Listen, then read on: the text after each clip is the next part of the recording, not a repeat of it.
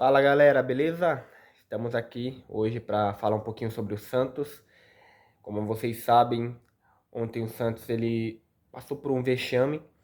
Talvez tenha sido o maior vexame que o Santos já viveu, que o Santos já passou na sua história, desde que perdeu na Copa do Brasil, se não me engano, para o Icasa. Não sei se foi o Icasa. Foi para um time da terceira, quarta divisão na Copa do Brasil em 2009.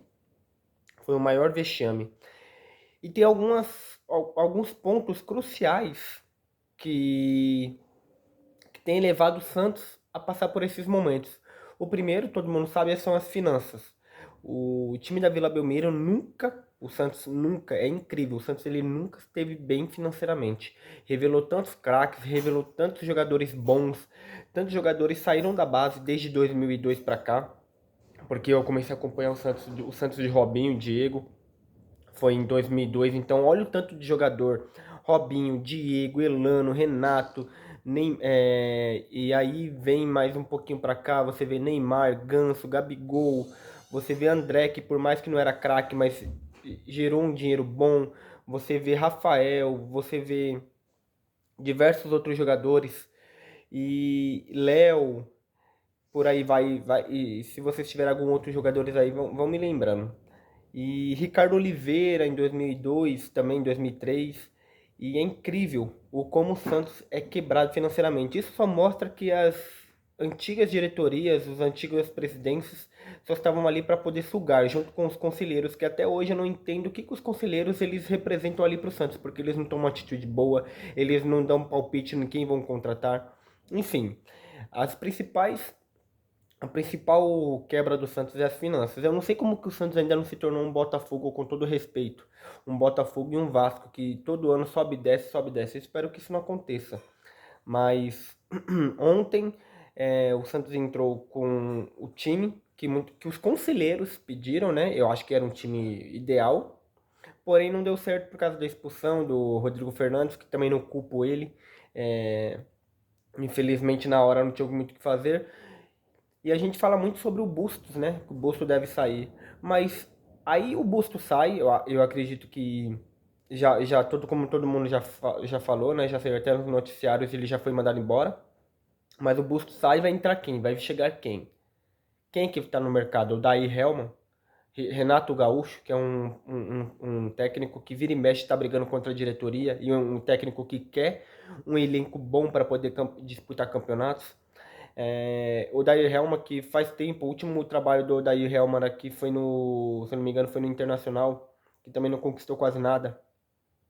Não adianta a gente tentar trazer técnicos bons ou técnicos de renome se a gente não tem um plantel qualificado. Se a gente não tem um plantel que tem um desempenho pelo menos satisfatório, porque o Santos ele não consegue ganhar na Vila, o Santos não está conseguindo fazer gols dentro da Vila Belmiro, não está conseguindo se impor dentro da Vila Belmiro. Tá faltando jogadores de presença, jogadores que realmente tenham presença, sabe? O Carlos Sanches ontem entrou no jogo e mudou a partida. Pegou poucas vezes na bola, pegou poucas vezes, tocou poucas vezes, mas quando entrou conseguiu fazer alguma coisa, fez uns lançamentos, deu uns toques de profundidade, deu a assistência, que o primeiro toque dele foi a assistência que ele deu para o gol, tanto nesse jogo como no jogo passado, mas a gente vê o que o Petraglia do Atlético Paranaense disse, o Santos é imensamente maior que o Atlético Paranaense. Em relação à história, eu acho que vai demorar uns 200, 300 anos para o Atlético Paranaense chegar no nível do Santos. Nós falamos em relação a títulos, a história. Mas se você for olhar futuramente, você vê que o Atlético Paranaense está bem mais avançado que o Santos. E aí eu tenho alguns tópicos. O primeiro tópico é o quê? Estádio. Hoje o Atlético Paranaense ele tem um estádio moderno, um estádio que comporta uma torcida imensa. É um estádio tão bom que a torcida do Atlético Paranaense dificilmente lota todo o estádio. Pode ter uma final de campeonato, o estádio não está totalmente lotado com a sua capacidade total, mas é um estádio que vai uma quantidade boa de torcida. Hoje a Vila Belmiro ela só comporta 16 mil pessoas quando é um clássico. Quando não é um clássico é 12 mil, porque tem que distribuir, se eu não me engano, 6 ou 4 mil para a torcida rival. Quando é clássico, como é um clássico de uma torcida só, o Santos consegue lotar tudo. Mas tirando isso, é 16 mil. O Santos contra o Flamengo lucrou 143 mil reais. Não chegou nem a 1 milhão. Lá na Arena Barueri ele já tinha conseguido fazer tudo isso. O Santos, em um jogo que teve na Arena Barueri, ele conseguiu lucrar 1 milhão. 1 milhão. E aí você vê a distorção. O Santos demora 3 meses para poder ter o lucro que São Paulo, Corinthians e Palmeiras têm em relação a estádio. Não falo nem patrocinador, em relação a estádio. E aí a gente continua. Você não vê o Santos com um projeto. Você tá ali vendo o Rueda tá pagando as contas porque o Rueda é bom. O Rueda é um presidente bom para pagar conta. Para pagar conta é um presidente excelente.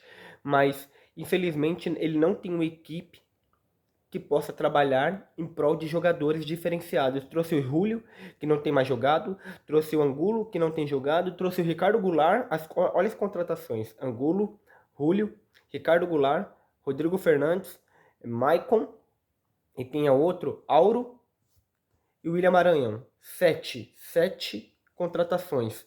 Dessas 7 contratações, só o Rodrigo Fernandes e o Maicon joga. O restante não é titular, não tem vaga garantida. Você vê como que a falta de... Como que eu posso falar? O olheiro, os olheiros, o jogador, a parte de desempenho dos jogadores, a parte de busca por contratações é fraca. É extremamente horrível. Trouxe 7 jogadores, desses 7 só 2 jogam. 2 jogam. E aí ainda renova com Vinícius Baleiro, que não apresenta nada para o clube. Renova com Luiz Felipe, que ontem no jogo eu falei para vocês, conseguiu tomar um drible horrível, ridículo no meio de campo. O jogador conseguiu fazer a volta, o jogador do Tátira conseguiu fazer a volta em cima dele. O jogador é lento, o jogador não tem bote, não consegue interceptar o passe. É incrível, não tem segurança na zaga. Aí renovam com eles. Felipe Jonathan tá ultrapassado. Você vê Zanocelo uma vez ou outra consegue dar um estralo e consegue fazer uma jogada boa. Bruninho, infelizmente, é um jogador para segundo tempo, porque quando entra jogando não apresenta tudo aquilo que precisa apresentar. Ricardo Goulart nem se fala, entrou ontem para bater o pênalti e perdeu. Também não sei se era o momento certo, porque colocar um jogador frio para bater pênalti é incrível, né? E aí você tem quem? Sabe? Você tem Marcos Leonardo que tenta fazer alguma coisa, que briga, é raçudo, é brigador, é aquele jogador que não desiste da bola. Você tem Ângelo que demora um ano para poder decidir uma jogada, prefere ficar com a bola, toca a bola, não é aquele jogador que toca a bola pro jogo correr, ele prefere ficar com a bola e carregar até o final do jogo. E aí, quem vai ter? Lucas Braga é esforçado, mas é só isso também, corre, mas de vez em quando tem alguma jogadinha ali que cria alguma coisa. Então, se você for ver no time do Santos, hoje o Santos tem como jogadores principais para o time João Paulo, Maicon, Eduardo Baumerman de vez em quando ele faz alguma coisa. Então, vamos colocar o Eduardo Baumerman.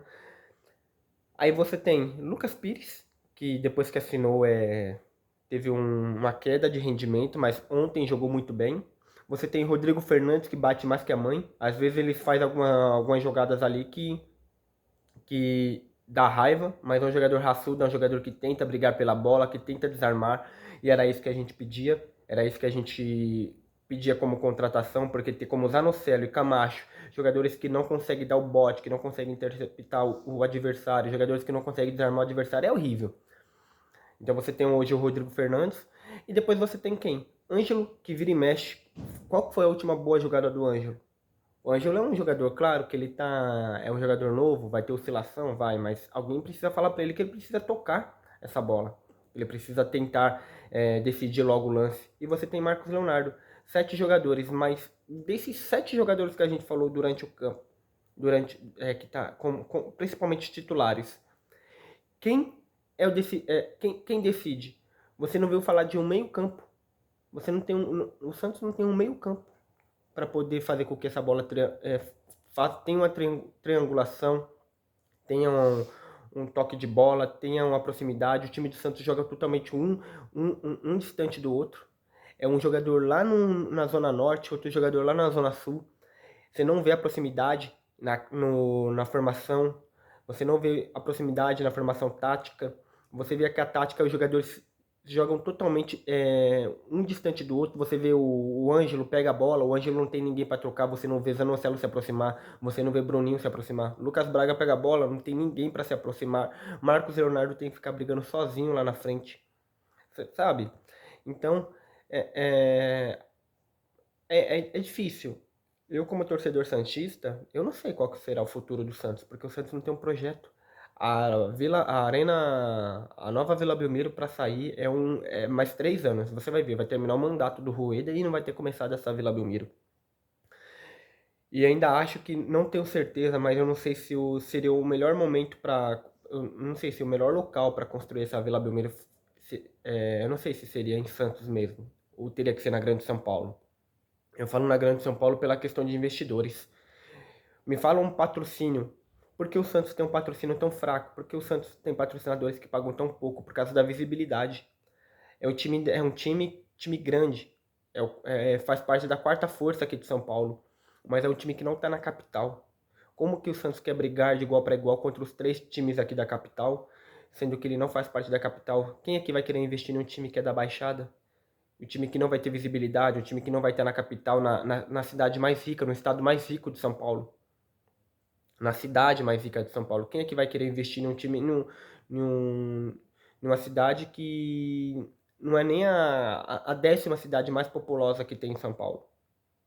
Então, esses fatores. Vão trazer outro técnico, vão contratar um outro diretor técnico, mas vai continuar a mesma coisa. Enquanto o Santos não mudar, começar a pensar como um time grande que nós continuaremos passando por isso. Obrigado, pessoal. Grande abraço. Até mais. Falou.